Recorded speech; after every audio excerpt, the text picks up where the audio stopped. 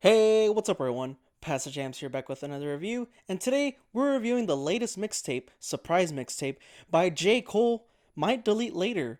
This mixtape dropped as a surprise on Friday, April 5th, and took the internet and music community by storm, given that he had also on it's 12 tracks, 43 minutes, and the last track is essentially the warning shot per se, or response to the Kendrick Lamar diss that he did with Metro Boomin and Future on the track Like That on their collab album. So, like I said, I did a whole video dedicated to it as soon as it came out. And I'm gonna mention it here or there, but it's not going to be the focus of this review. However, I do have to mention that the something that happened this weekend, I'll talk about it right now, does dwell and kind of influence much of the review because it pertains to the music that he released.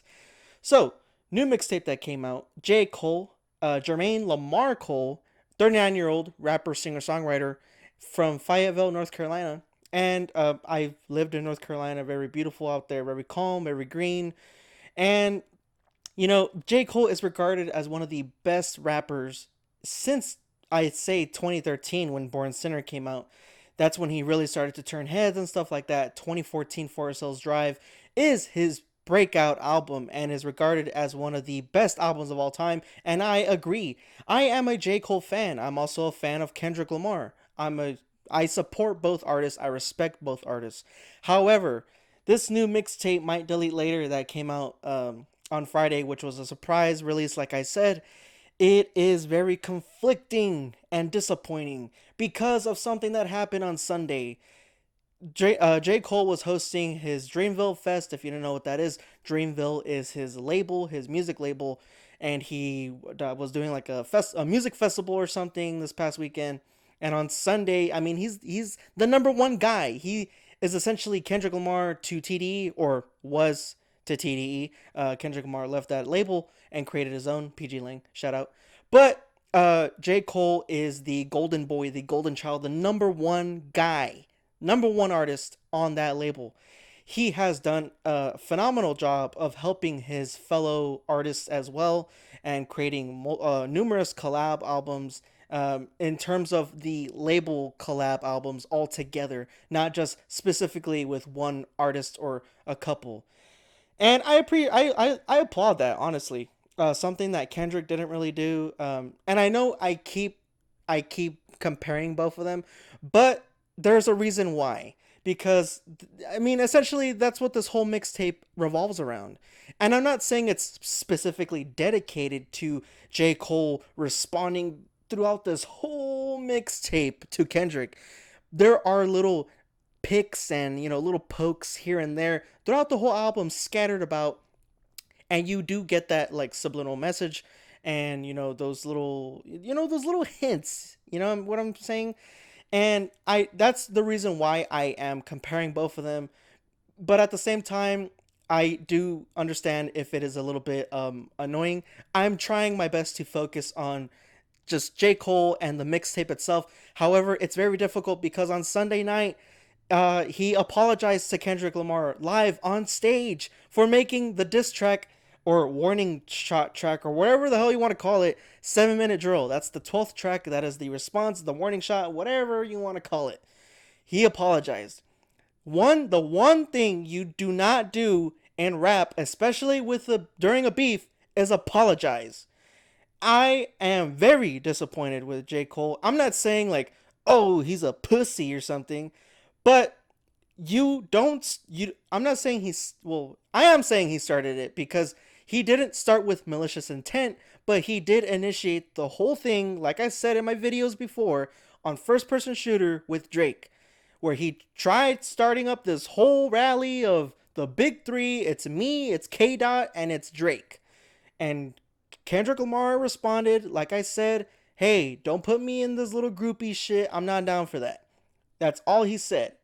And then he went after Drake. So when J. Cole did this warning shot thing or whatever, or this response, and apologizes for it, it really makes you look bad. Okay, so throughout the whole album, there are little pokes and picks at and subliminal messaging towards Kendrick, like I mentioned, where he doesn't take L's. J. Cole doesn't take L's on the track H.Y.B, the fifth track featuring Boss and Central Lee. He recites the alphabet all the way to P, I think, and he's like naming it A B C D E F G whatever, and then he skips L, and then he's like, what's L? I don't know what L's are. I don't even know. It's so cringe. An eye roller, dude. Oh my god. And then I believe it's also track number 3, Ready 24, featuring Cameron. Don't know who that is. But again, that he doesn't take L's, and that the last album that this dude made was trash, and that nobody can touch him, and that he's undefeatable, no one's on his level, and that nothing but greatness. When you present yourself in such a way and you respond, go through with it. I understand, and I know people are going to point this out. He didn't want to respond. I get that. Don't respond then. I get it. You're on the fence. One side is going to be upset that you didn't respond and call you a pussy. One side's going to be upset where I'm on this side with other fans that you apologized. Either you go through with it or you don't. Pick a side. People are gonna be pissed either way.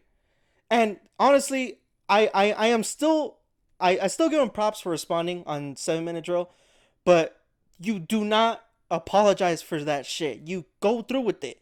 And the whole album of you praising yourself, giving yourself props that you're the fucking badass and this and that, and then you have the gall to make track number 6, it's called Fever.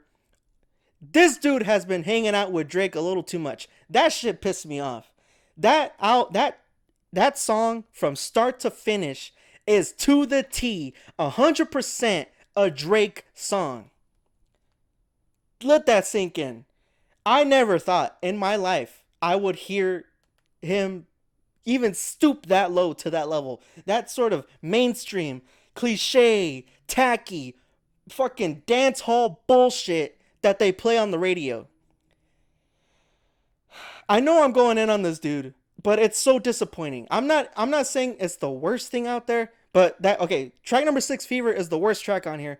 But I'm not saying in all togetherness of the mixtape, Might Delete Later there's too many things on here that kind of counteract with what he's doing in real life. It doesn't sell. I'm not convinced. However, I'm going to end this with, I'm not even going to look at my notes anymore. I will say that the production's amazing. The track Pie with Absol and Daylyt, I think that's his name. Really weird name, the way that it's spelled. Anyways, easily the 2 best features on there. The production is amazing. I admire how chill everything is. I love these synthetic beats, the keys, and the regular piano keys are very nice as well. However, it just doesn't sell. I appreciate him taking risks on track number 4, Huntin Wabbitz, where he samples Meat King, and I thought that was pretty fun, and easily the best damn track on this thing for me. And 3001 was very good as well. But Pie, like I said, it's good. Even if with that line where he's talking about people are calling him transphobic. I mean, that's pretty deep. That's a deep cut right there. Is it the best bar in the world? Is it offensive? I mean, yeah, it's offensive, but calling him transphobic, that's pretty deep. I wouldn't go as far to call him that. I would call him ignorant and just, hypocritical, I guess, of this not owning up to what he is trying to play himself as. I'm going on a rant here. I know I was grilling him so much and like very frustrated, but the more that I thought about it, the more that I was getting into my review and trying to really think about where I wanted to go with this, I'm getting more upset and disappointed. It's just a 4 out of 10 album or mixtape or whatever the fuck it is. I'm done. I hope he can bounce back with the Fall Off or whatever, the album that's going to break records and the thing that he's been holding on to for the past 6 years. Anyways, hopefully y'all enjoy the review. Hopefully, you are looking forward to the next one. Pass the JAMZ out.